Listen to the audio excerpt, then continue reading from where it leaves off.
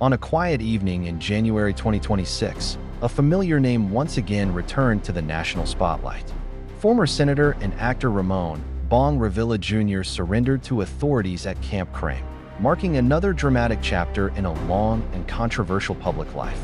For decades, Bong Revilla Jr. has been a prominent figure in Philippine society. First known as an action movie star, he later transitioned into politics, serving multiple terms as senator. His rise reflected a blend of celebrity appeal and political influence that resonated with millions of Filipinos. But fame and power often come with scrutiny. Years before this surrender, Revilla was already linked to one of the country's biggest corruption controversies, the pork barrel scam. Though he was eventually acquitted, the case left a lasting impression on public memory. For some, it was proof of innocence.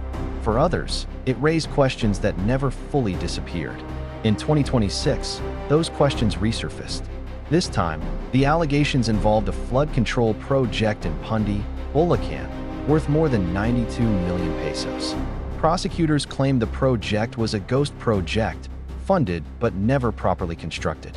According to investigators, public money was released, yet the intended protection for flood-prone communities was nowhere to be found.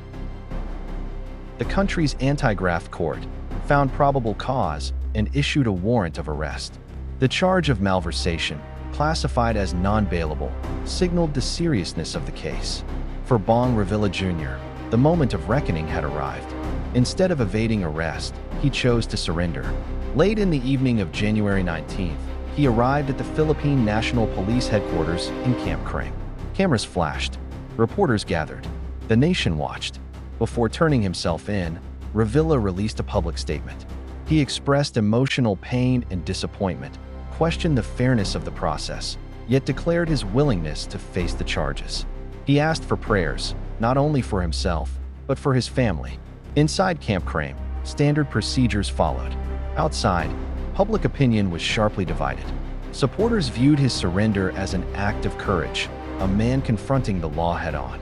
Critics saw it as accountability long overdue. On social media and in public discussions, emotions ran high, reflecting the deep divide in how Filipinos view power and justice. Legal experts emphasized an important point: a warrant and detention do not mean guilt.